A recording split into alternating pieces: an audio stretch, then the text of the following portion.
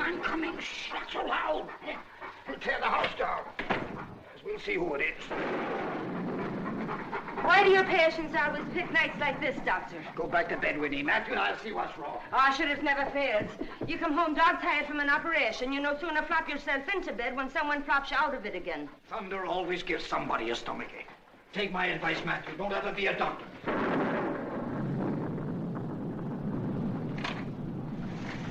Well, Gretz, what's the trouble? It's Mrs. Sebastian, her relapse. Mrs. Sebastian? Why, that seems impossible. I don't know anything about it. Only Dr. Sebastian said to get you over as soon as I could.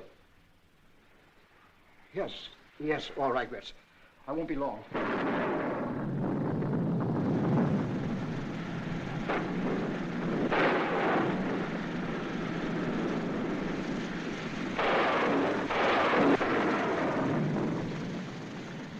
Good evening, Dr. Sebastian. I can't understand this sudden relapse. I thought Ida was out of danger, but I'll go up and have a look. It's too late, Doctor. Ida's dead. Good heavens. Dead? Why, I can't believe it.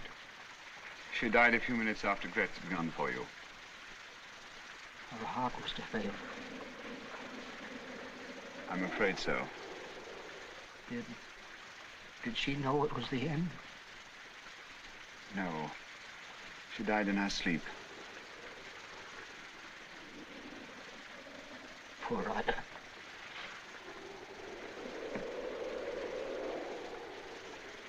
She had such faith in me. Said she knew I wouldn't let her die.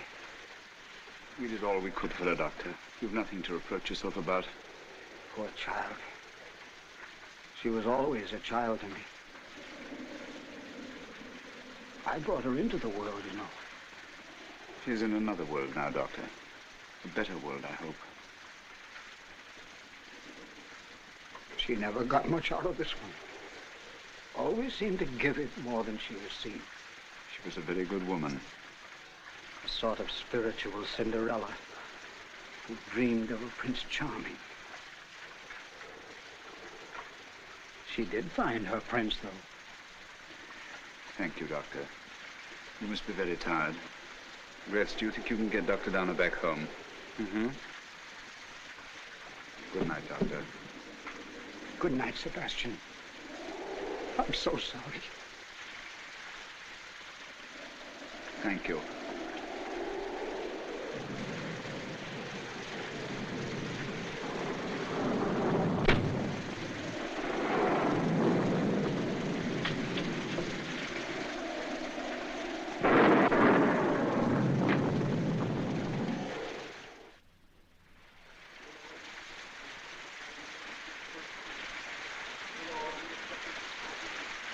The Lord maketh his face to shine upon thee and be gracious unto thee. The Lord lift up his countenance upon thee. Amen. Amen.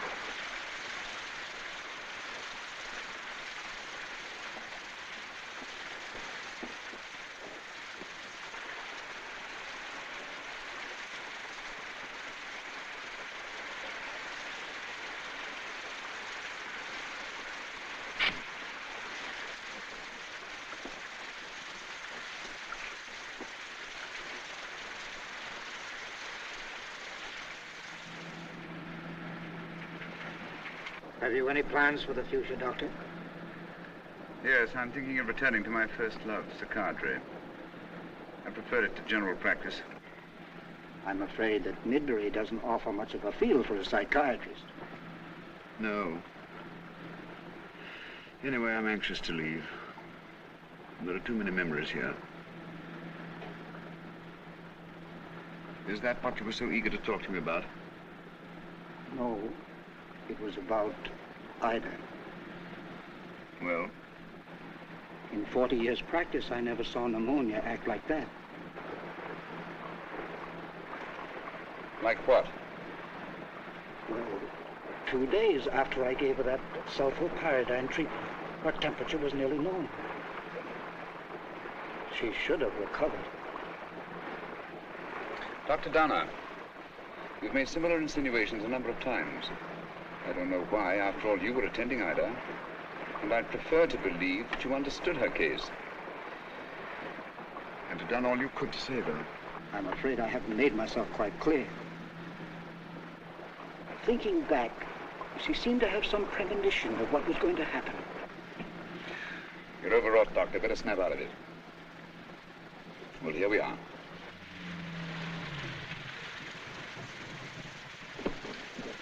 Well, the one physician might prescribe for another, I'd fix myself a good hot toddy and get an early night. Thank you.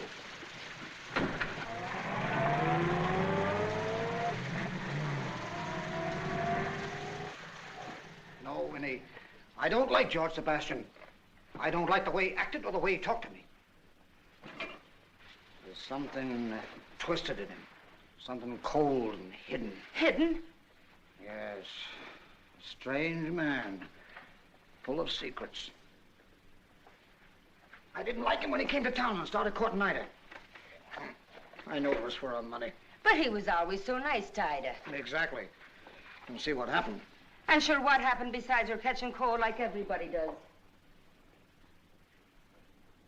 What happened, Doctor? Whatever are you thinking of? I don't know. Something. Winnie, do you think I'm getting feeble-minded? Well, sometimes I'm after thinking that... Oh, sure, no, Doctor. You're all right. I could kick myself for signing that death certificate. Why did I do it, Winnie? She died too quickly. Why didn't I go in that house and see for myself? Why didn't I ask for an autopsy? An autopsy? You don't think that Dr. Sebastian... Oh, no, you couldn't. Why, he has such wonderful eyes, he hasn't. Maybe I let those eyes hypnotize me. Maybe it's not too late. I could get the coroner on the phone. The coroner? I'll get him for you.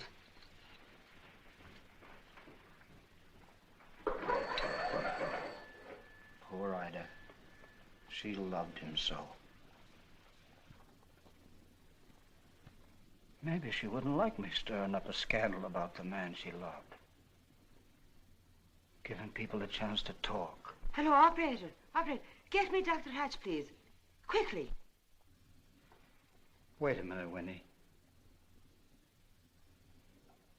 Perhaps we'd better let her keep her romance.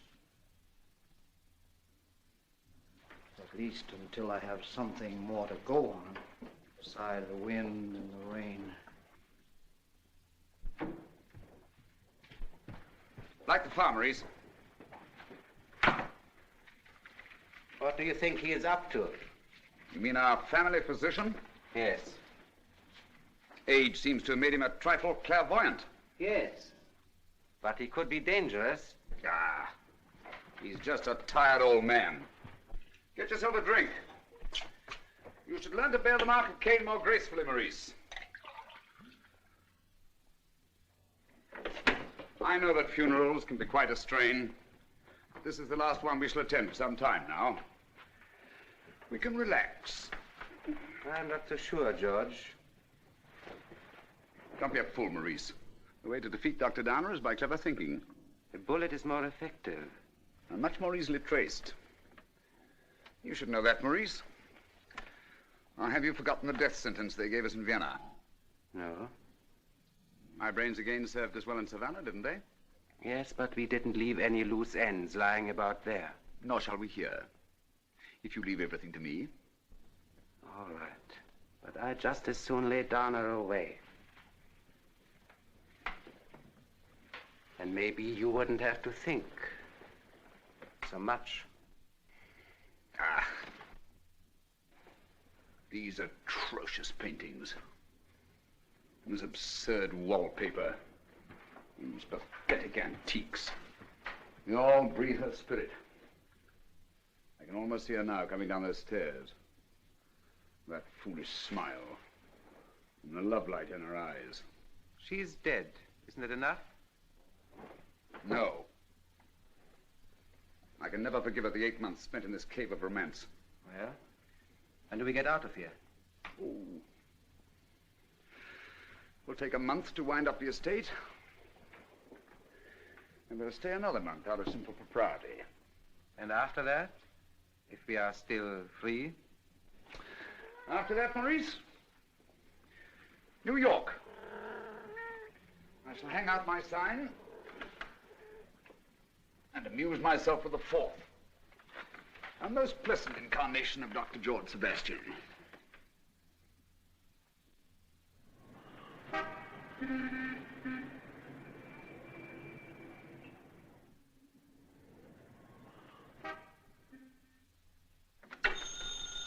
want to see me, Mr. Watkins? Yes, Gil, I want to tell you something, but I can't remember what it was. It's about that Sunday feature. No, it wasn't that. I have a note here somewhere. It says, see Gil Sawyer. Now I can't find the note.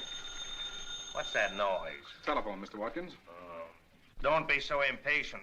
I got it. You want to give me that raise you promised? No, it couldn't have been that.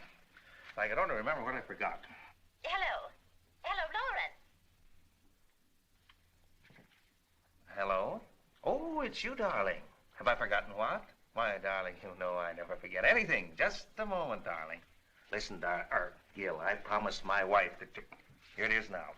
That you'd cover a bazaar for crippled children on the roof of the Avenue Club this afternoon. You don't expect anything to happen there, do you? Nothing will happen if you go, but if you don't. Besides, Linda will be there. Oh. Well, of course I'll go. Hello, darling. Gil will cover it for you. Where are you now? I'm in Dr. Sebastian's office. Dr. Sebastian, the famous psychiatrist. What does he say about Linda? Well, I haven't had time to outline her case yet. I've been telling the doctor about my dreams. Yes, I will. I'll tell him all about her. Bye-bye. Oh, Doctor. Yes? Before I take you into the very heart of my dreams, I want to speak to you about my sister, Linda Booth. She's adorable. Yes? But she's a mass of complexes, a veritable psychic swamp. Oh, what seems to be troubling her? Well, that's what I want you to find out. She gets very low over nothing at all. And when she broods, it worries me to distraction. Has she any serious worries? None at all. She has her own private fortune. Oh. A very nice young man is in love with her, and... Well, there you are. Could I bring her in tomorrow? I prefer you didn't. That doesn't mean that I'm not interested, but I found that the effect of a doctor's office on a neurotic mind is sometimes detrimental. But if you don't see her, how can you treat her? I want to see her, but I'd rather have the opportunity of observing her without her knowing that I'm doing so professionally. Oh, I see. Very clever. Now then, let us think. The bazaar. The bazaar? That's it. I'll put her in charge of the Wheel of Fortune. Oh, Doctor, it's going to be so exciting. You must come. You'll just love my costume. Yes, I'm sure I will. I'm just dying to see it.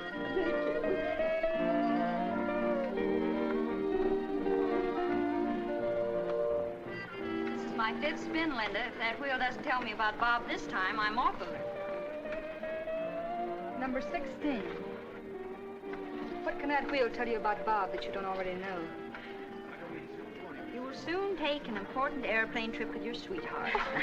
And we're taking off right now. What bunk. Bunk is right. How can you expect to do business with such commercial candor? Gil, what on earth brings you here? Officially, the voice of New York, Madam Watkins. Unofficially, you. Thanks. Thank you. For what? That smile, it's the first I've seen in weeks. What's the matter, Linda? I don't know, Gil. You haven't been yourself lately. What's wrong? Maybe I have been myself lately. Maybe that's what's wrong. That doesn't make much sense. it doesn't. Frankly, Gil, I've been feeling awfully low. I don't know why. That's how I let Louise talk me into helping out here. I thought being around a lot of people, I might snap out of it. You might be around a lot of people, but you're certainly not part of them. Gil, please. Let's not have the two of us worrying. That's the trouble, Linda. You can't always be alone like a somnambulist. You ought to be willing to share your thoughts instead of walking around in a dream.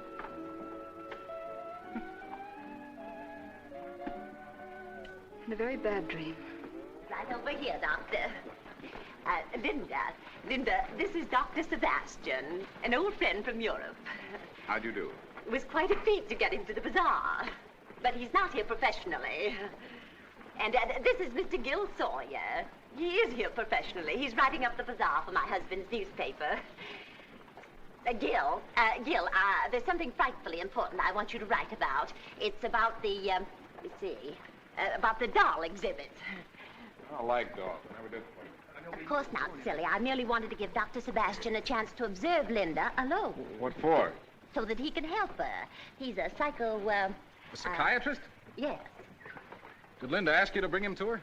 Certainly not, but that's one of the things I adore most, bringing the right people together. I think you're making a big mistake, Mrs. Watkins. Linda doesn't need psychoanalyzing. Besides, I know something about that racket. New York's full of phony mind-reading quacks. But he's not a quack. He's a marvelous man. In fact, I'm told he's one of the most brilliant minds of the ages. What about Socrates? Socrates. Well, if Dr. Sebastian doesn't work out, we'll try him. Oh, there's a... Oh. 21. I'll be leaving in a few minutes, Linda. A large inheritance will soon be yours. Inheritance? Oh, Uncle Henry must have died. Let's go tell my husband. Strange how people take this thing so seriously, isn't it? Another of these wheels and we psychiatrists will be out of business. Don't tell me you're putting yourself in a class with fortune tellers. That's what most people try to use us for. I think I shall have to install one of these things in my office. Wouldn't it be wonderful if things were as easy to solve as that? One little spin and we could have an answer to everything. Would we want the answer to everything? More to the point, is there one? I think so. Your work must be very absorbing. Exploring into the depths of strange souls. Most of them are not very strange. You'd be surprised if you knew how much alike they all are, for the most part. It's rare that one finds a really interesting subject. Well, has Dr. Sebastian fallen for your little racket, Linda? No. He's just acting as a come-on for gullible prospects. I wonder if Mr. Sawyer might relieve me. I really should be getting back to my office. I'm sure he wouldn't mind. It'd be a pleasure. Thank you, Mr. Sawyer. Thank you, Miss Booth. Goodbye. Thank you. Bye. Well, I wonder where your sister found him. I don't know. But I found him most interesting. I imagine women would. Gil, I think you're jealous. No, I'm not. I'm thirsty. Come on and have a drink with me.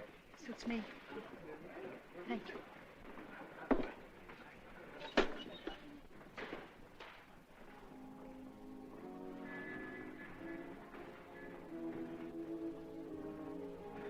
Look, you know what all those people are doing down there? Every one of them is waiting for the Chronicle to come out to read my story about the bazaar. Or doing something else, just as foolish. I'll have you know what I write for the Chronicle isn't foolish.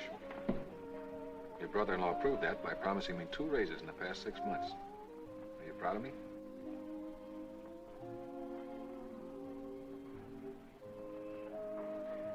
Are you proud of me? You're doing all right for yourself. You mean I'm doing all right for ourselves? You haven't forgotten, have you, that I promised to make good on the job if you promised Gil, me? I want to be fair to you. If I married you, I'd probably cause you great unhappiness. Unhappiness? In heaven? It wouldn't be heaven. But a hospital in which an invalid sat and stared at you. Linda, I thought everything was all set. Before long, we'd... Say, I don't think you're even listening to me. What's the matter, darling? Your eyes look sad, as though they were remembering something.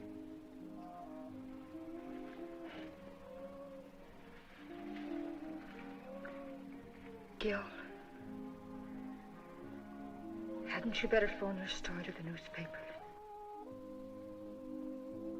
You shouldn't keep all those people down there waiting.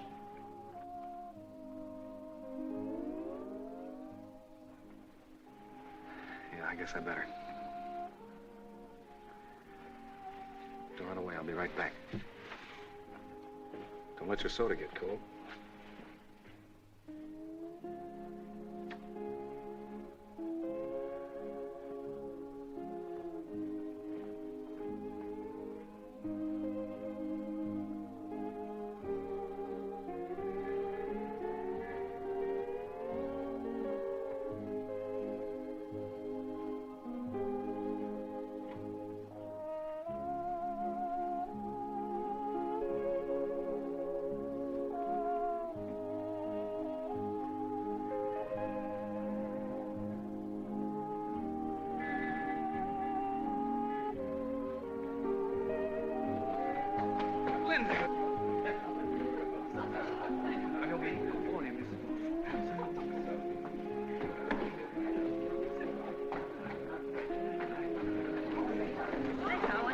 She was standing on top of the pyramid. What's wrong? What happened?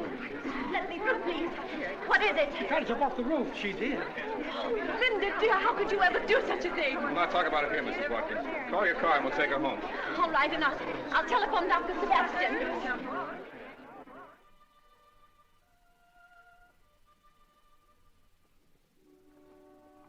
As you lie there now, so calm and quiet, are you aware of your other self? Yes. Tell me what you remember. Give me your hand while you talk. I've tried to die often. I don't know why. It's as if I were really dead and only alone to life. Someone keeps coming and reminding me. You want to live, don't you? Yes. But every morning when I wake, I wonder if I'm going to find myself standing there again before night. Standing where? At the edge of a grave, looking down. When you stand there at the edge, you become afraid? Of what? Nothing clearly. Like a noise far away. Coming too swiftly. I close my eyes before I hear it. Then it's like falling into an ugly sleep. Like being pulled into a dark room to be... To be killed? Yes. Have you ever seen the one who pulls you?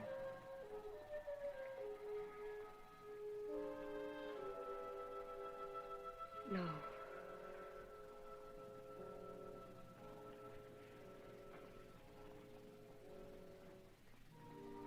You're tired.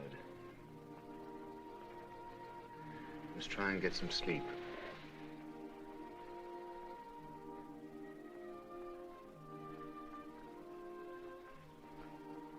That's right.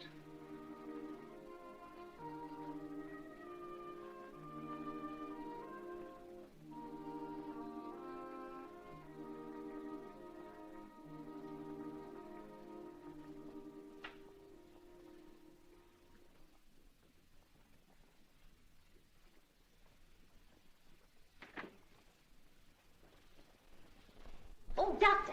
Doctor, how is she? Will she be all right? I think so. How do you diagnose her case? Miss Booth is undoubtedly suffering from nervous shock. This condition causes her subconscious mind to whisper evil thoughts to her. And you've arrived at that conclusion after a careful psychoanalysis of her soul, eh, Doctor? Yes, Mr. Sawyer. What treatment would you prescribe, Doctor? Rest and quiet, no excitement. And above all, no visitors. Is she to have any medicine? No medicine. And you think you'll eventually be able to help her overcome this subconscious, whatchamacallit? Miss Booth has agreed to place herself entirely in my hands. You need have no further worries. Good night. I'd still like to know who he is. Where are his credentials? Genius carries its own credentials, Mr. Sawyer. Miss Booth is asleep now. I shouldn't let her be disturbed if I were you. Very well, Doctor. Thank you so much, and good night. Good night. If Dr. Sebastian can help Linda and put a stop to her ridiculous desire to jump off buildings, I would certainly approve him attending her. I don't approve of Linda's handing over the entire delicate mechanism of her mind and emotions to a man she doesn't even know, to a half-baked soul meddler. I wish you'd think of phrases like that when you're writing for our newspaper. Don't worry, I will. I'm going to write an expose of phony psychiatrists, and I'll prove that usually the patient is helping the insanity of the doctor, coddling his delusions of superiority, and that 9 times out of 10, the patient loses his own soul in the process. Good night. You're not going to put that in the Chronicle? All right, I'll put it in the Star.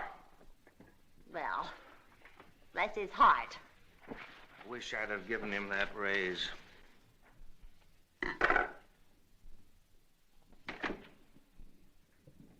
Hello. Maurice?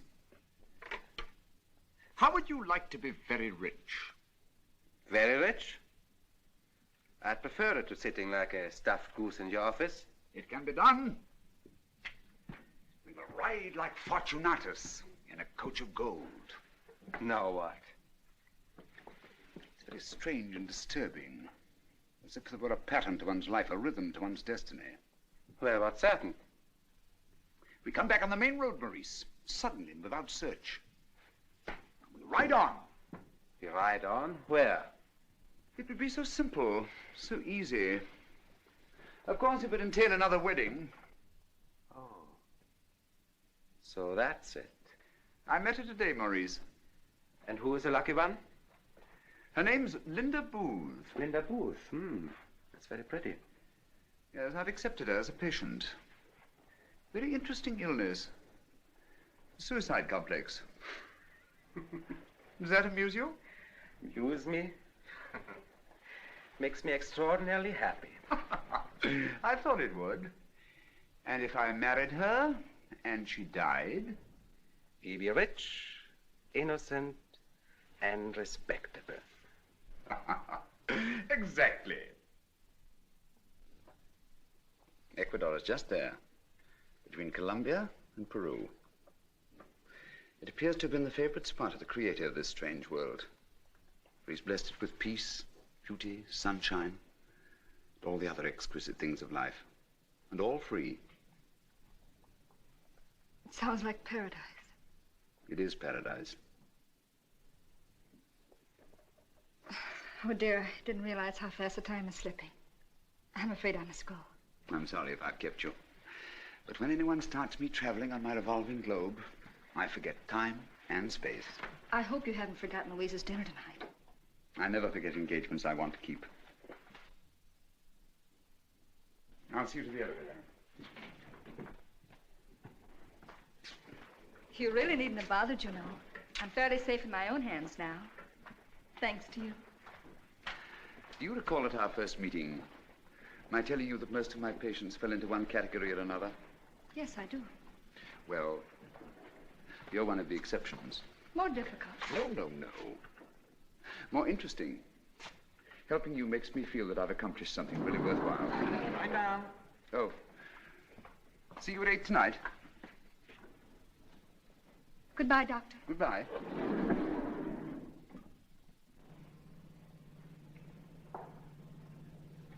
I suppose I should say fancy meeting you here. Fancy meeting you anywhere. Earth seems to have swallowed you these last 2 months. Yeah, I've been very busy. I've been reading some of your work. I don't suppose you like what I write, do you? It's not very complimentary. It's not meant to be, but it's true. Main floor.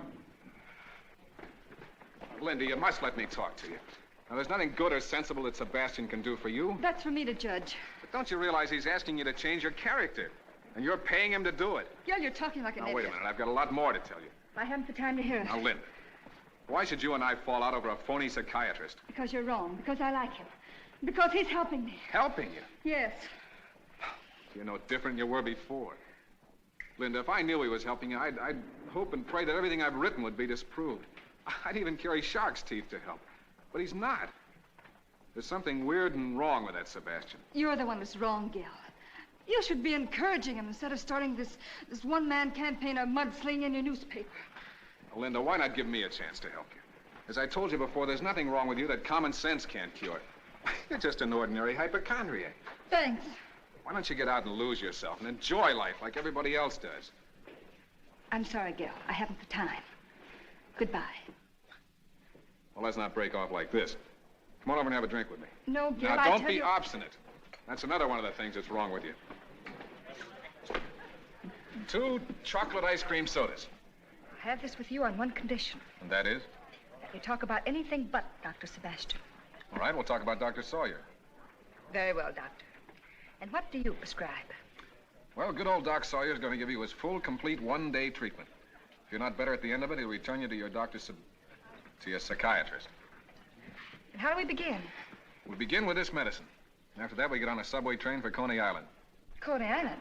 Oh, not me. Speed that thing. I get it. Now!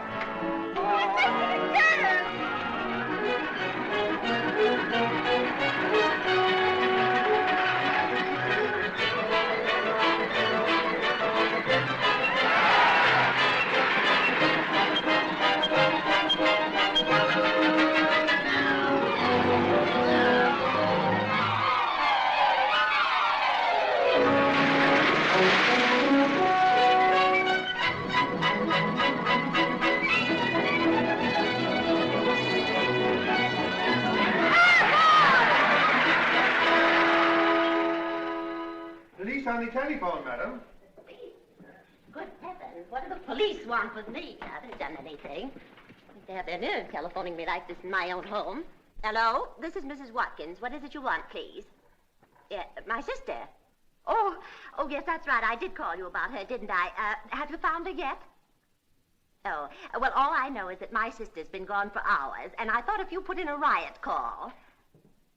Well, my goodness, there certainly ought to be some way of finding her with all the men you have on the force. Give me that telephone. Hello. This is Mr. Watkins. Yes, I see. I understand. Thank you very much. Go on, tell me the worst. There's nothing to tell. They've checked everywhere, and no news certainly ought to be good news. Nothing's happened to Linda. Dr. Sebastian. Oh, good evening, Doctor. Good evening, Doctor. I'm sorry I'm so late. Oh, that's quite all right. As a matter of fact, I'm pleased you are. Linda has been held up a trifle. A trifle? We haven't heard from her for hours, and I'm worried to... Distraction. Distraction? Do sit down, Doctor. You needn't worry, Mrs. Watkins. I'm quite sure that Linda's capable of taking care of herself.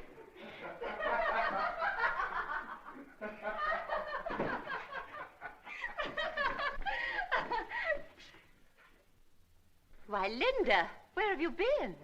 Oh, I'm so sorry. Oh, I didn't realize the time. It was terribly rude. I should have at least phoned. Don't worry, please. It's all my fault. What do you mean your fault? Anyway, why all the apologies? Just because we had a little fun? You should have seen her on the merry-go-round, an ice cream cone in one hand and trying to grab the gold ring with the other. And she got it. Come, dear, I think we better go put your dress on. I won't be long. Don't go away, Gil. Won't you stay for dinner, Gil? Well, hardly presentable. Oh, what's the difference? I'm sure Dr. Sebastian won't mind. Not at all. In fact, I'd rather enjoy the company of a man who writes such interesting articles, whose profound insight into an alien field is nothing short of remarkable. Yes, my editor thinks it's remarkable. The way the star's circulation is going up. Anything that increases the circulation of the star is remarkable. I've been wondering, Mr. Sawyer, where you gather your astounding information? Oh, from various sources. Interviews with reputable physicians, victims of quacks, numerous medical files. From Savannah? Savannah? Yes. One of our leading psychiatrists was once married in Savannah. Psychiatrists do get married, you know. Even in Savannah. But this one graduated from Berlin University in 1912. That would make him a man almost 50. Much older than you. Well, perhaps he graduated very young. It might be that he was unusually bright, even precocious. Undoubtedly. You know, Mr. Sawyer, I find you very stimulating and rather amusing. Indeed? Although I don't know why you should concern yourself so much about me. That should be fairly easy to comprehend, even for a psychiatrist. Really? Really. You've hoodwinked Linda into believing that you're an idol, a mastermind. You're using your science unethically, kicking her soul around like a football. You've got her believing in you, trusting in you. When, as a matter of fact, almost every word you tell her is a lie. Gil. I'm sorry, Linda. Apologies should be to Dr. Sebastian. An apology, not at all. As a matter of fact, he's quite right. I have lied to you. As your physician, it has been my privilege to tell you many lies. All of them pleasant, I hope. And I assure you most necessary for your recovery. Very clever, Dr. Sebastian. Mr. Sawyer, I've listened to you patiently, and now... Now you want to tell me that I'm a bad loser. That I'm behaving like a blackmailer. All of which doesn't interest me. Nor does it change my opinion that you're an imposter who's trying to wreck Linda's life. Gil. It's all right. There are some things Mr. Sawyer must learn, even from a psychiatrist. Come, Linda. Well, cocktails. Ladies, doctor? No, thank you, not just at this moment. You will recall 2 months ago in this room, I told you that Linda had been suffering from nervous shock, that her subconscious mind whispered evil thoughts to her. Since that time, I've been exploring her mind, endeavoring to isolate her murderer, that she may be released from the grip of her mania. I have reason to believe that I've done this. I must ask you all to sit down and remain silent, and watch the impostor at work. Just here, my dear.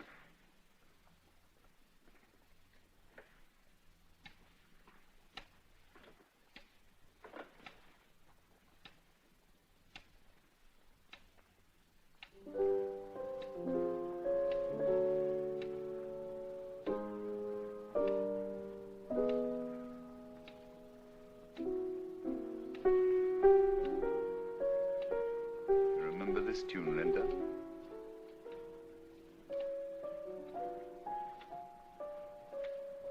Yes, it's the Nightingale and the Rose. Mm-hmm. By Rimsky-Korsakov. Linda, my dear, do you have absolute faith in me? Yes.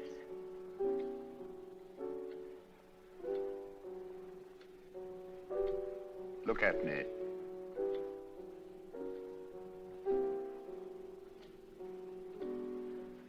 Let's go back to that day on the roof of the bazaar.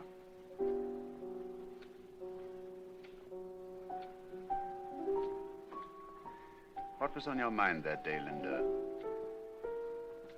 Think. Think. Picture of a garden. Long ago. You were a little girl? Yes. It was your garden, your home? Yes. It was night. My father was there. Yes. Go on. He said he was going away for a long time. He kissed me goodbye and asked me to forgive him. Then? I begged him not to leave me. To take me with him, but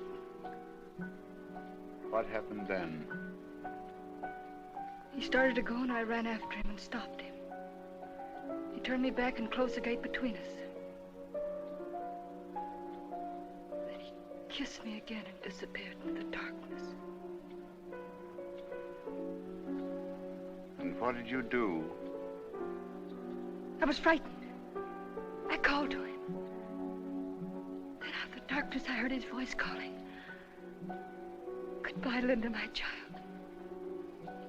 Try to forgive me. Try to forget. Then? There was a noise. Someone screamed, you mean? No. It was a shot. I ran out and found him. Dead. What did you say? I shouted, Father, don't go without. No. Is what Linda said the truth? Yes, but I never thought she knew. We've never told her. But someone should have told me. Perhaps so, but one doesn't talk about such things, Doctor. At any rate, I'm glad to know the cause of Linda's trouble. Knowing the cause makes the cure fairly simple. Linda, my dear, remember this always. That little girl in your mind is your murderer. She leads you out to the garden gate, to death, to fulfill the wish you made.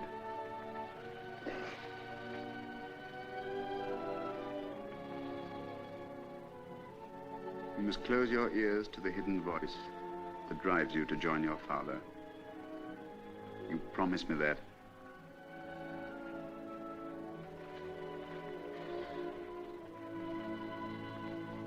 Good night.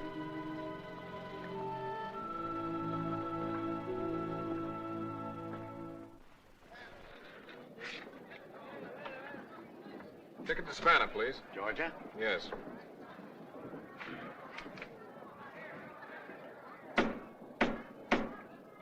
$25.20, please. Well, I'd like a lower, too.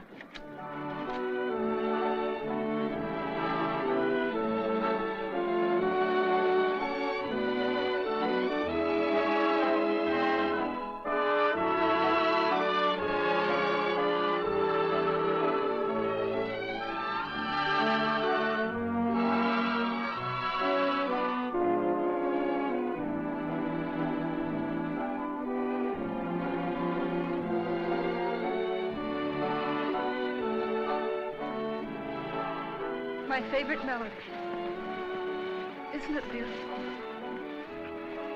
My favorite partner. Isn't she beautiful? You waltz divinely, George.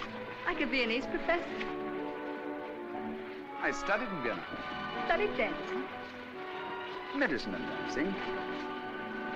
Mostly dancing.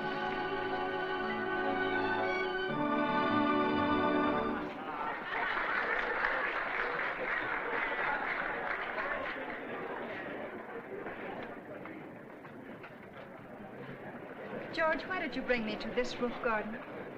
No, thank you. Perhaps it was because I met you here at the bazaar. Perhaps. Or was it to test my sanity? No, there's no such thing as sanity. At best, it's a heroic and precarious little hiding place in which we try to conceal ourselves from the devils. Devils? Mm-hmm. The devils of time, space. Things unknown from the past. Is that why you told me you preferred the uncertainty of the future?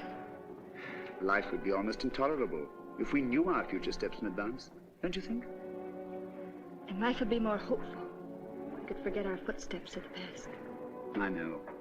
Sometimes out of the unknown rivers and mountains of the mind, strange sounds come into our hearts. We become disturbed. We develop neuroses, phobias, manias. We try writing, painting, music. Or even evil as a relief. Evil? Mm-hmm. George, have you had other patients like me? Not like you. Ever. But I know a man. Yes? His case might be styled something like yours. Oh, no. No, not like you. Please tell me. Would you really like to know? Yes. All right, then. Come along.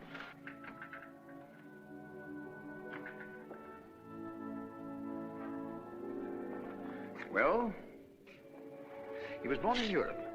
His parents were cultured aristocrats. They gave him every advantage: home, money, education, finally a profession. He was very successful.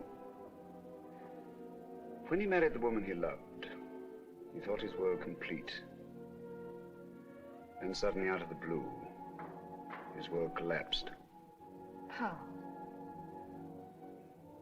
No, it's the same old story. An unfaithful wife and his best friend. I see. He suffered a shock that no words can describe. Turned his brain upside down. He killed them both. Then he became obsessed with an unconquerable phobia. His wife became the personification of all womankind. And he swore to kill every woman that promised her love. How dreadful. And yet, I can sympathize with such a soul. What happened to him? His case seemed almost hopeless. But recently his bitterness and hate have been dissolved. Now once again, he wants to be the man he was born. He wants to live. And so do I.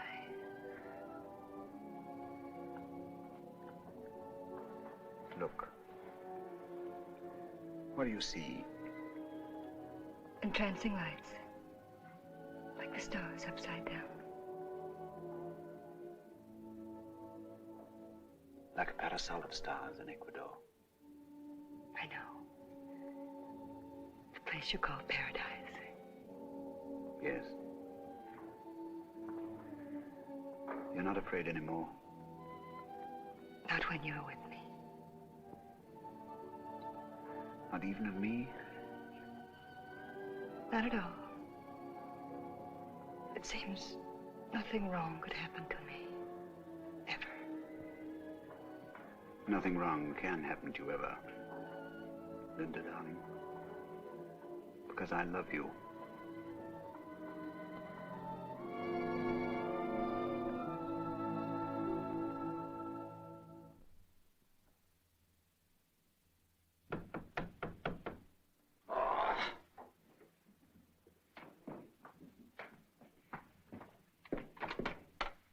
Dr. Donner? Yes, sir. My name's Gil Sawyer. Huh? Not that Gil Sawyer from the New York Star. Yes. Don't tell me I have readers in Midbury. You have one, anyhow. Come in, sir. Thank you. This is Winnie, my housekeeper. How do you do? How do you do? Sure, he never misses a word you write. Winnie, we'll have tea. Yes, doctor. Sit down, sir. Please don't think, Dr. Donner, that I have my literary axe out for all medicos. I'm only after the quacks. Oh, I understand. But whatever brings you to Midbury? Savannah. Savannah? Savannah brought me to Midbury. I'm hoping Midbury will take me back to New York. To a certain Dr. George Sebastian. Dr. Sebastian. Do you know him? Oh, I knew Dr. Sebastian quite well. But I don't understand your reference to Savannah. Well, simply that he practiced there once. Is that so? And when did he leave there? Oh, several years ago. He gave up his practice when his wife died. He was married in Savannah, and his wife died? Yes. Pneumonia took her, I think. Is that so? And why are you so interested in Dr. Sebastian, Mr. Sawyer? Well, I'd like to name him definitely in some of my articles. I'm checking up on some suspicions I have. What suspicions? Well, I'd rather let it go at that, till I'm more sure of my ground. Oh, I see. Oh, sit over here, Mr. Sawyer. Thank you.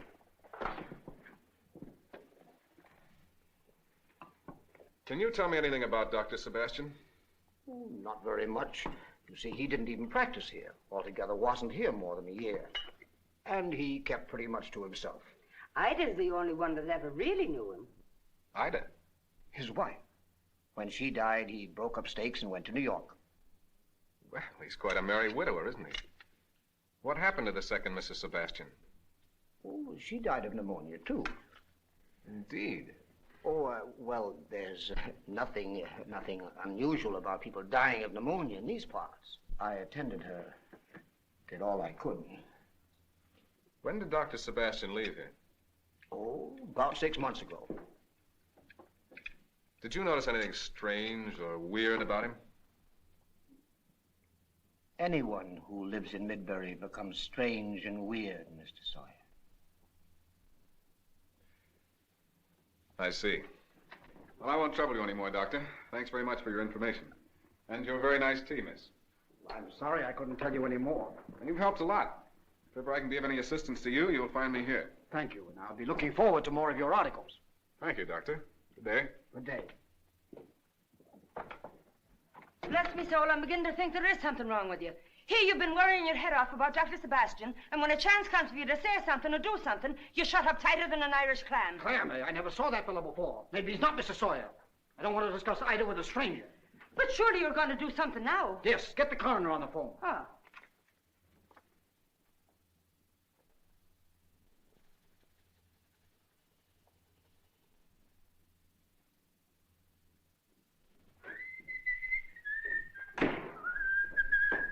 Ah, Maurice.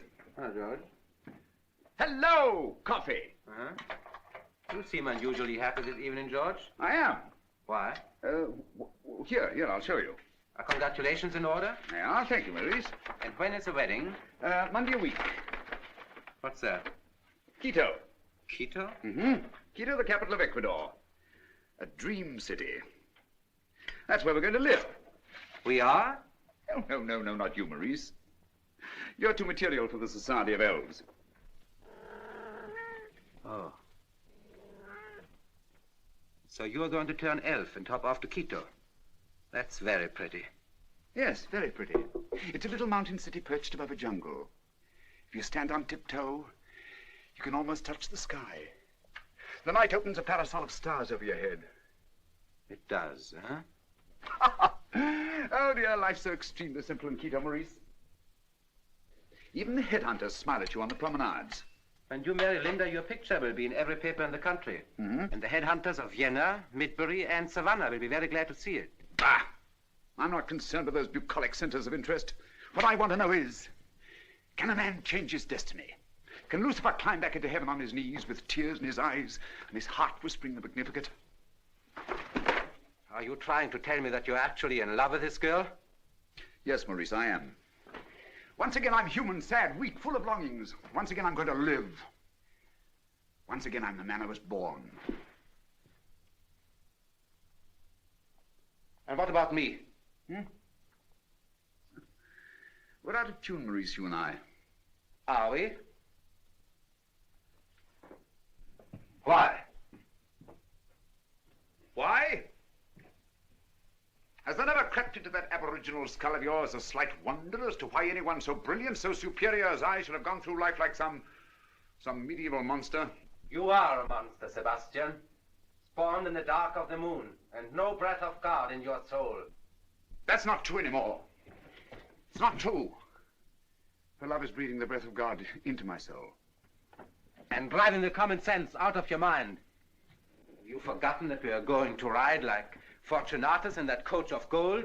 Maurice, I'm marrying Linda, and I'm going away with her to be enshrined in a Valentine instead of a rogues gallery. Valentine.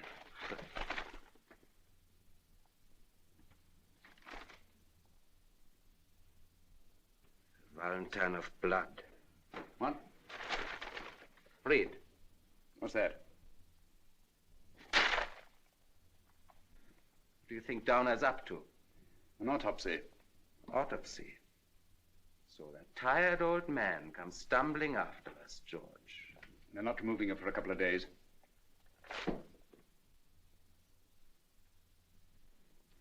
It's strange.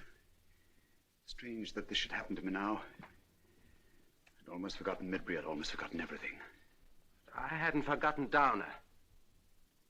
Maurice, you've got to go to Midbury. Me? What for? You've got to get at that grave first.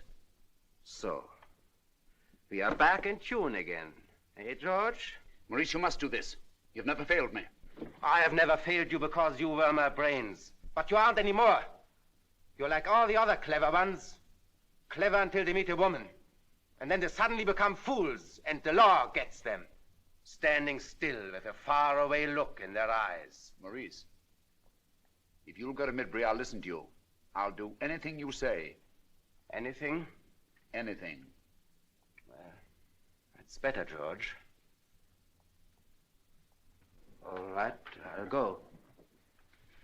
But when I come back, we'll stick to our original plans. And forget all about Quito and Ecuador and the Valentines. Yes, Maurice, we'll forget about everything but our plans. Now, come along. Go quickly. Get yourself a car, block and tackle, anything you want. Here. Here's some money. Don't make any mistakes. Very well.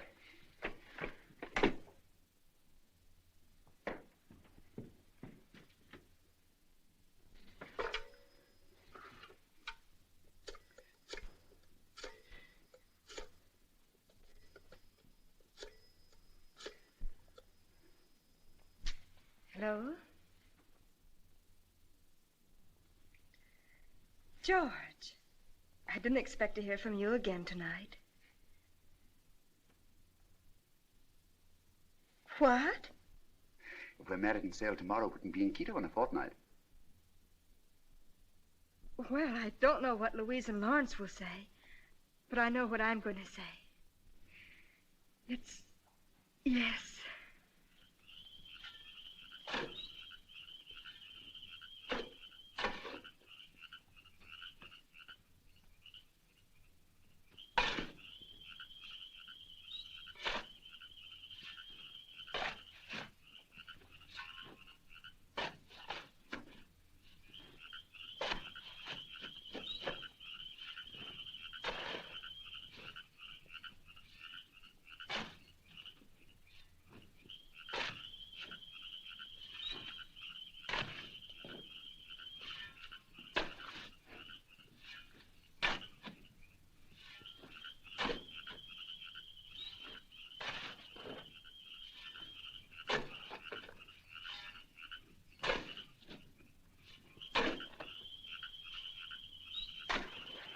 What's the idea?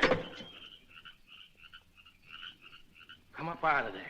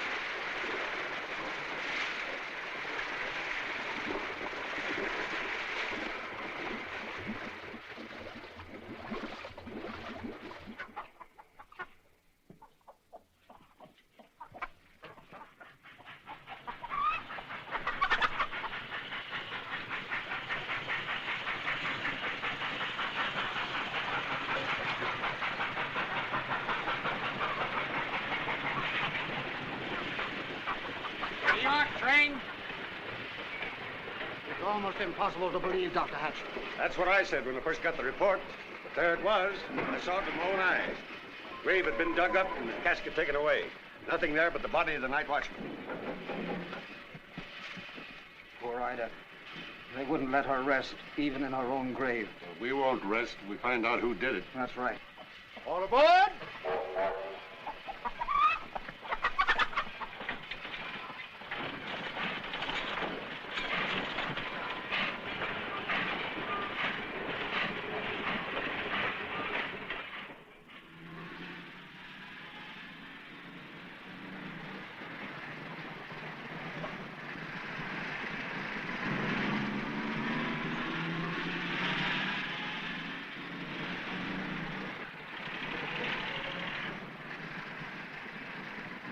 What are you decorated for? A christening? A wedding. The bridegroom must be a dressmaker. He's a doctor, but he didn't do the decorating. His sister-in-law did. She's a little funny. System? The kind of wedding I dreamed of at all. The ceremony was so short, I didn't even have time for a good try. Oh, I think it's thrilling. Into a wedding ring and onto a boat. Hardly before I can get my breath. I'm afraid I have rather rushed you. Glad you did. Makes a better story. Congratulations, sir. Oh, thank you. Are you coming with us, Mrs. Watkins? Certainly. You may call me Louise now, George. Louise, come with me, darling. I want you to help me pick out the, for, Oh, yes, anything you say, Lawrence. Well, goodbye, dear. I'll see you later. Goodbye. Goodbye, George. Goodbye, Louise, dear. Oh, dear, isn't it exciting? Louise, let the boys get their picture. Picture? Oh, certainly. If you don't stop posing and talking and kissing, they'll never get anywhere. I was only trying to help. Goodbye. Goodbye. Oh, doctors, just one more, please. Thank you. Congratulations, mister. Oh, thank you. Want a paper? Certainly. You'll want to read all about the murder. Here, you can keep the paper. Thanks, mister. And the best of luck to you and the missus. Well, read all about the cemetery murder. Well, read all about it. Darling, I'm so glad they didn't come along. I just want to be with you, alone. Oh, my dear. Mrs. George, Sebastian. Doesn't that sound wonderful? What? Doesn't Mrs. George Sebastian sound thrilling? Thrilling, my love.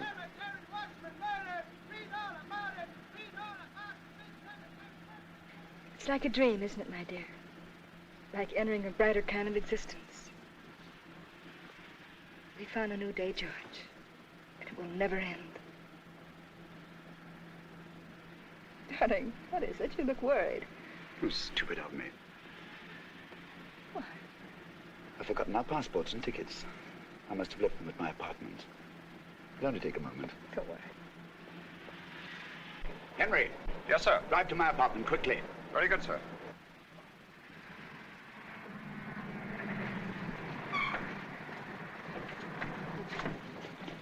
I won't be a moment, darling. Just park along there, please. Maurice! Maurice!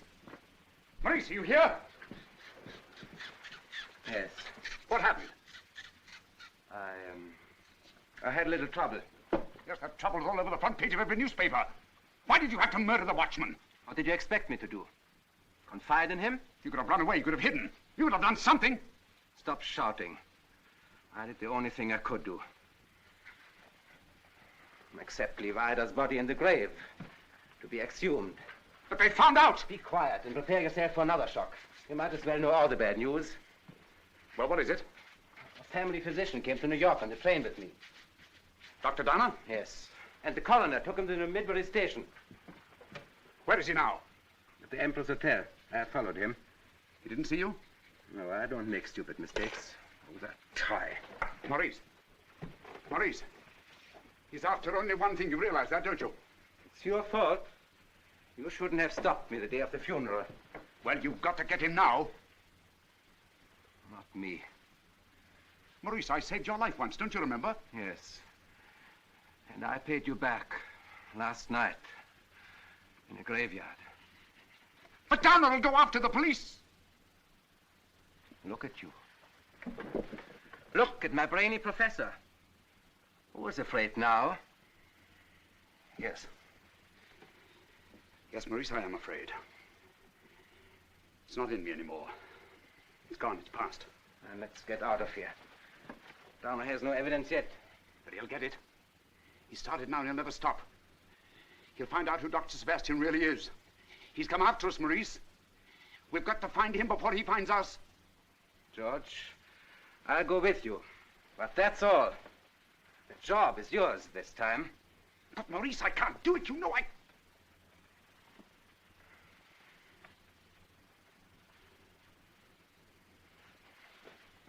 All right, then. Come on. Oh, come on.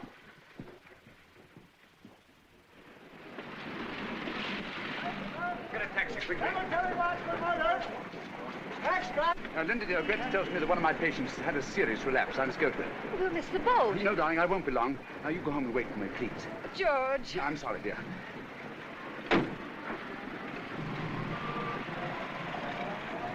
Empress Hotel.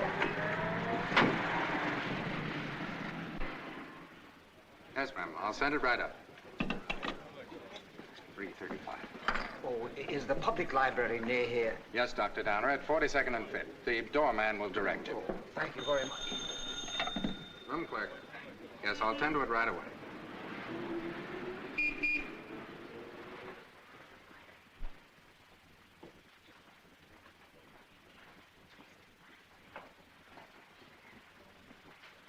Good morning. I'm Dr. Downer from Midbury, and I'd like to do a little research work. Well, what sort of research work, Dr. Downer? Well, I'd like to look up somebody. A certain doctor who went to medical school in Vienna about 20 years ago. Well, our medical school yearbooks are in room 32 on the second floor. The stairway's right around the corner. Oh, thank you very much.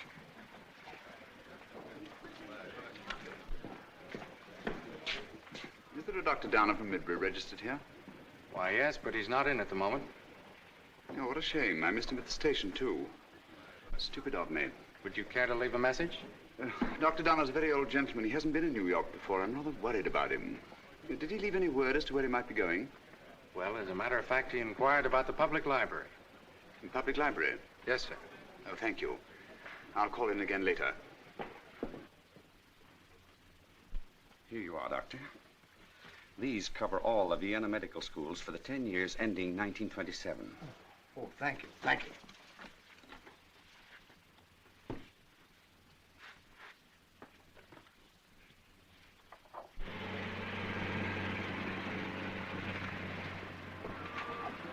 Wait, please.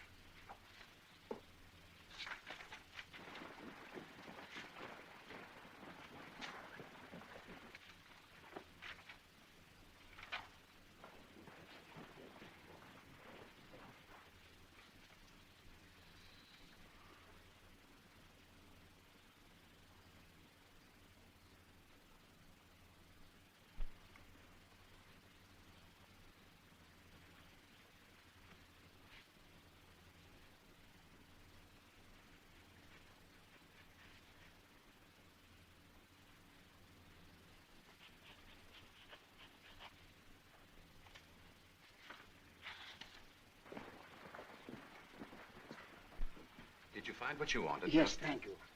I don't suppose you have news files. I mean, cataloged newspaper clippings. We have files of papers, but nothing cataloged. You might try the newspaper offices. Newspaper? Oh, yes, of course. Thank you. Thank you very much. I know.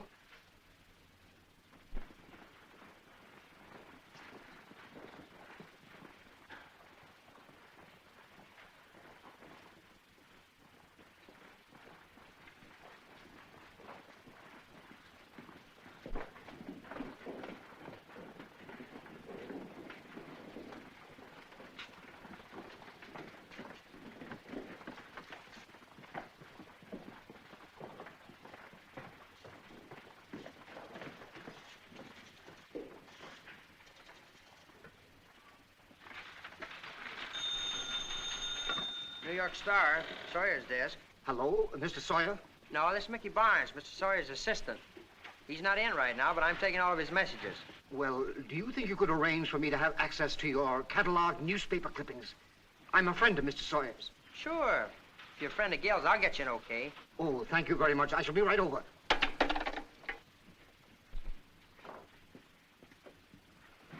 May I help you? Oh, yes, perhaps you can. I'm looking for a little gray-haired old gentleman. I believe he came in here to look up some medical school books. I think I know who you mean. He was looking at those reference books. He left a few moments ago. Oh, thank you.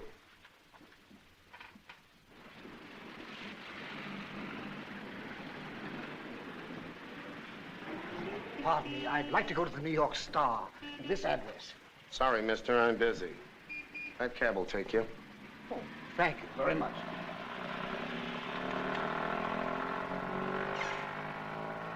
I'll be back.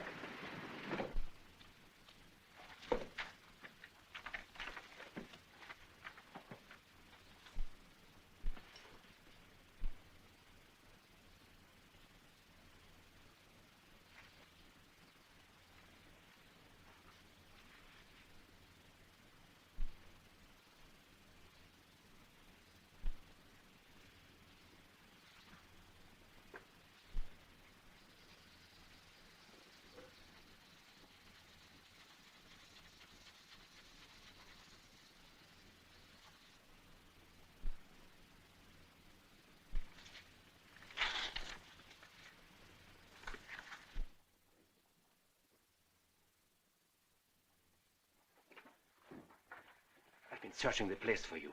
He just left in a taxi, New York Star office.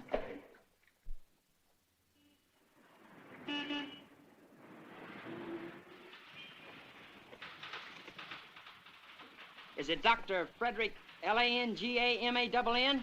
Langaman. That's it. That's the one. Here you are, Doc. That's a pretty fat file. You'll probably find all you want there. Thank you very much. Be back in a minute, Doc.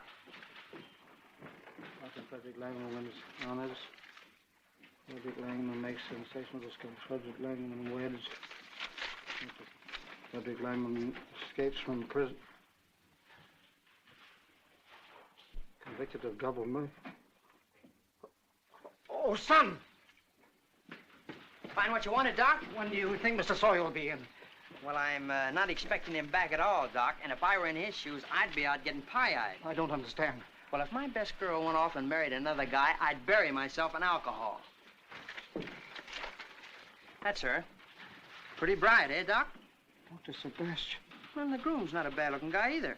How can I get in touch with Mrs. Sebastian? Do you know? Well, I know the number Mr. Sawyer used to call. Well, get it for me quickly, will you, please? Well, do you think it'd be all right, Yes, Doc? yes, it's quite all right. It's quite all right.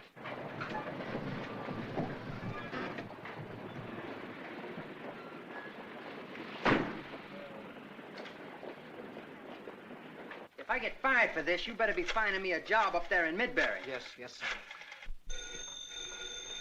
sir. Hello? Hello? I wish to speak to Mrs. Sebastian, please. This is Mrs. Sebastian. This is Dr. Downer. Dr. Downer? I'm an old doctor from Midbury, Mrs. Sebastian, not a crank. I wish I could have reached you sooner, but it's still not too late to warn you against possible tragedy. Possible tragedy? What are you talking about? I'm in Mr. Sawyer's office at the moment, and I've just found some very damaging evidence against Dr. Sebastian, whose real name is Dr. Frederick Langaman, wanted for murder in Vienna. But my husband couldn't possibly be this person you're talking about. How dare you make such insane accusations? These are not accusations, Mrs. Sebastian. They are facts. Facts which I intend to give to the police. Please. Dr. Downer, I'm sure you're making a very serious mistake, but before you do anything, will you please come to my house so that I can talk to you? I'm afraid I wouldn't care to see Dr. Sebastian until I've talked to the police. Doctor, I must talk to you. I'll come to you if you like. Or would you agree to meet me at the 79th Street subway station? I'll go at once and wait there in a taxi. Well, all right, Mrs. Sebastian, for your sake. I'll meet you there in a few minutes. Where do I get the subway for 79th Street? In the Uptown Station, downstairs, across the street. Yes, now there's one more thing you can do for me, and it's very urgent. Is there any way you can get in touch with Mr. Sawyer for me? Well, I'm not supposed to know where he is, but I do. Yes, well, then get him and tell him to meet me at the entrance of the 79th Street subway station just as soon as he can get there. Tell him it's about Savannah and Midbury. Get it? No, but you got me, so I'll get him. Thank you. Thank you very much. There's a dime. Hello? Tell Gil Sawyer that Mickey Barnes wants to talk to him. It's importantly urgent. Paper, read all about it. Read about a cemetery murder. Paper, read all about it. Paper, mister? Oh, no. Where's the subway? Right over there. Paper, read all about it. Paper, read all about it.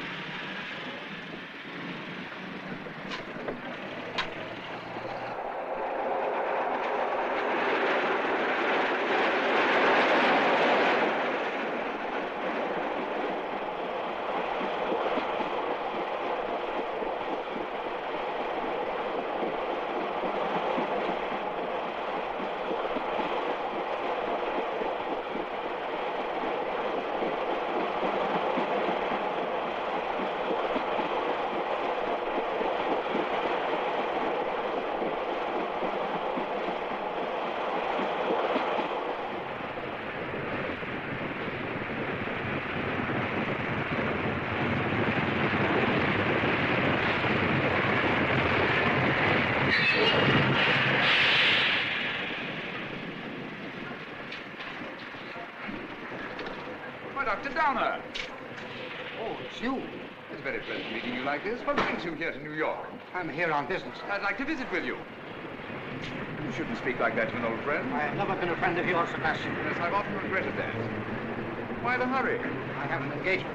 Yes, I'm sure your business will wait just till my train comes along. Didn't you get off the last train? Yes, I saw you, and I couldn't let the occasion pass without speaking to you.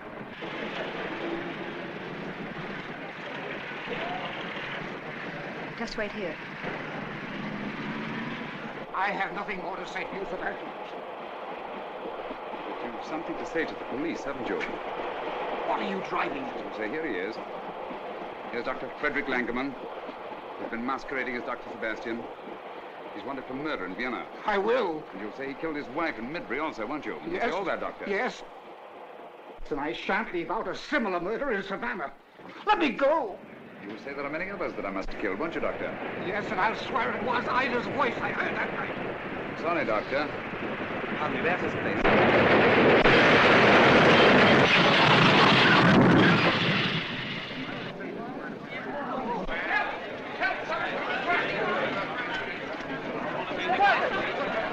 Is he dead? Stand back. Give him some air. He doesn't need air. He needs a basket. Poor fellow.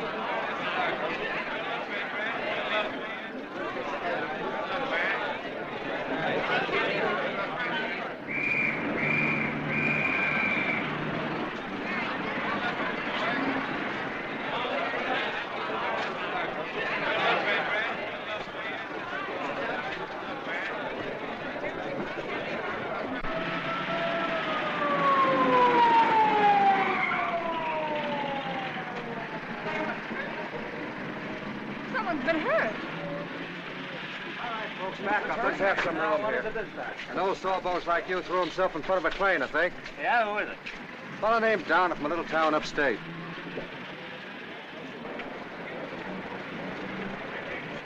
George! George! Back up here. We need a lot of room here. Back up. What'd you say his name was? Downer. Come on, folks. Let's have a lot of room here. Back up, lady, please. All right, folks. Let's keep this all clear. Keep back, please. Stand back, please. Maurice Gretz. Beg your pardon? But surely you are Maurice Gretz. I'm afraid you're mistaken. Oh, no, I'm not. You remember me. Ferber. Ferber? We met at the Schulzmann Coffee House on the Operaplatz in Vienna. Operaplatz? Vienna? Oh, how can you forget that poker game we had? Poker game? With those lovely ladies. Ladies?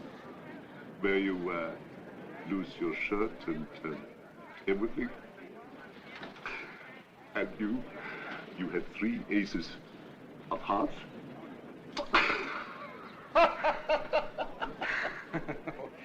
Yes, I believe I do recall that. I'm awfully sorry, but you were much thinner then, and I think you didn't have the mustache. That's right. I only put this on since I got my new appointment. What are you doing now, Ferber? Same thing. Still in the police department.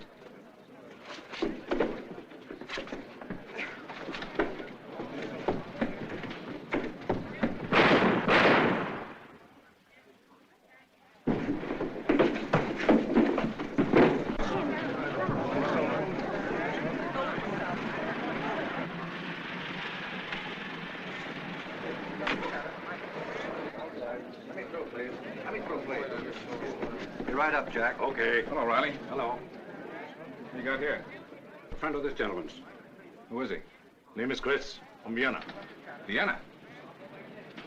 How's chances of getting through that mob, Riley? Pretty good, Gil. Come ahead. Stand by, Joe. All right.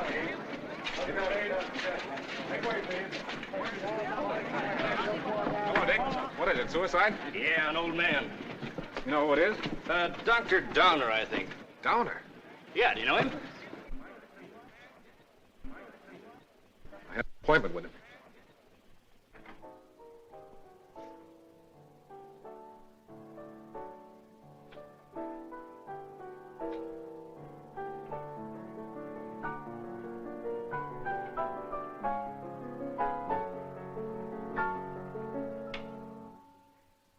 George.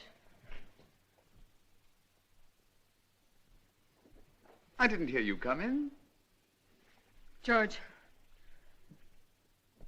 Well, what's the matter? You look pale. Where did you go this afternoon? Why, to my patient, as I told you. Well, what's troubling you? You're trembling. Come sit down.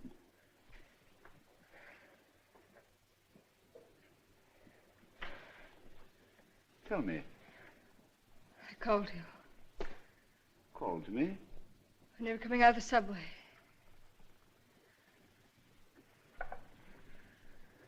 Subway? 79th Street. What were you doing at 79th Street? I was waiting for someone. For whom? Dr. Downer. Dr. Downer?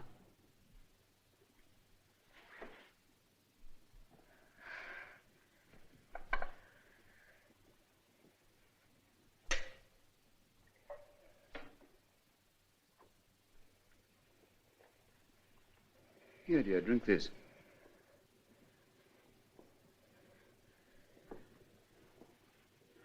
Oh, you're cold and shaking. What is it?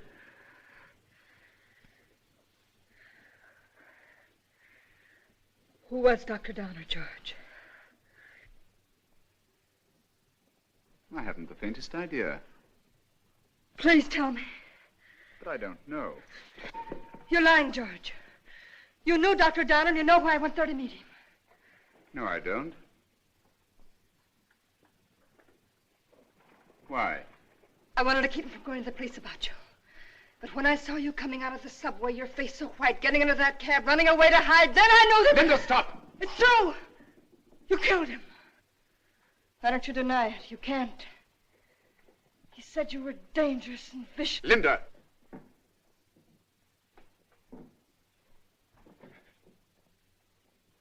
Linda, please try to understand. You and I are alike in a deep way. You've lived with death and I with darkness for a long time.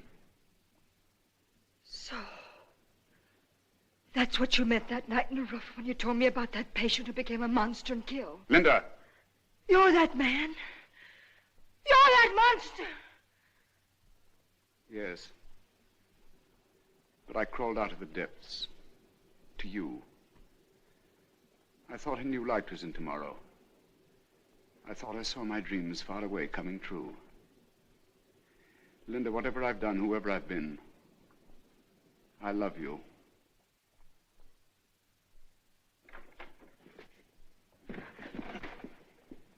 Where are you going? Out!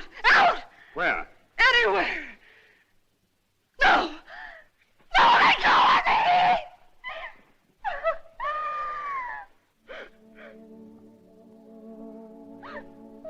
All right, go on. You've forgiven me would have done you no good. But if you'd never known... Ah, that would have been sweet.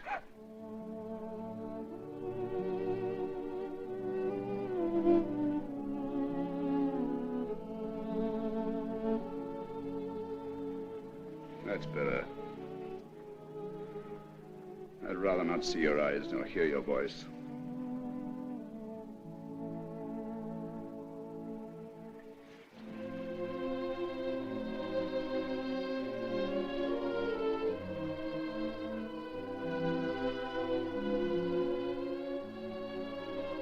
I'd planned it all so differently.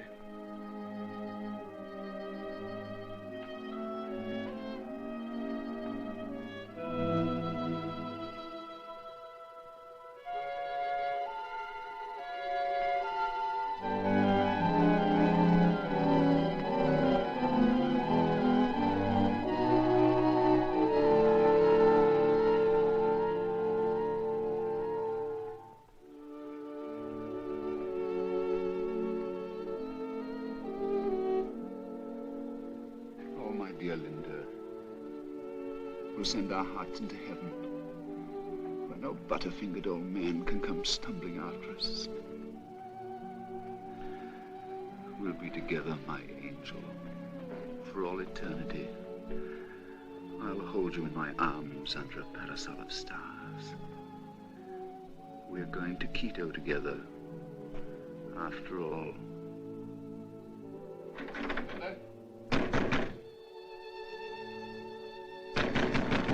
Linda!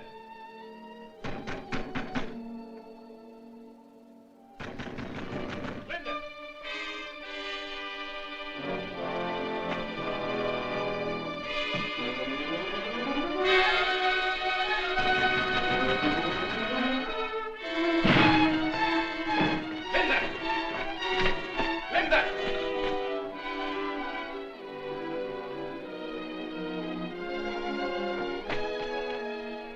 Linda, darling.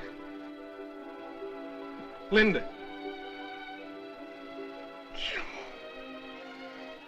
Where's Dr. Sebastian? Oh, he was here.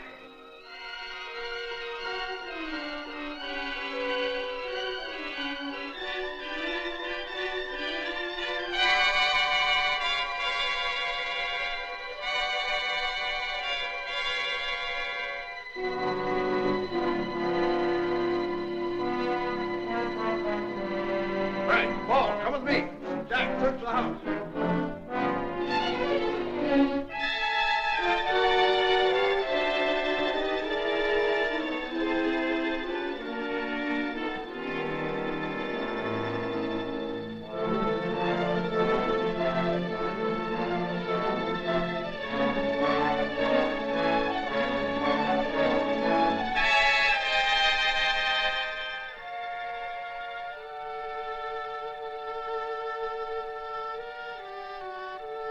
Mac, there's a corners around this tower. He may have gone that way. Frank, stand by there. Hang on.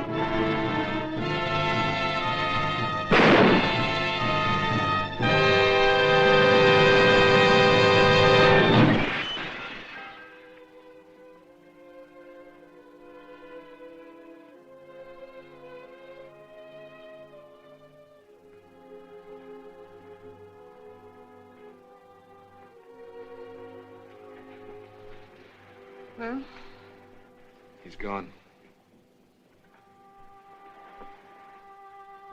oh, Gil, you should have seen his face, his eyes. So cruel. And yet, so sad.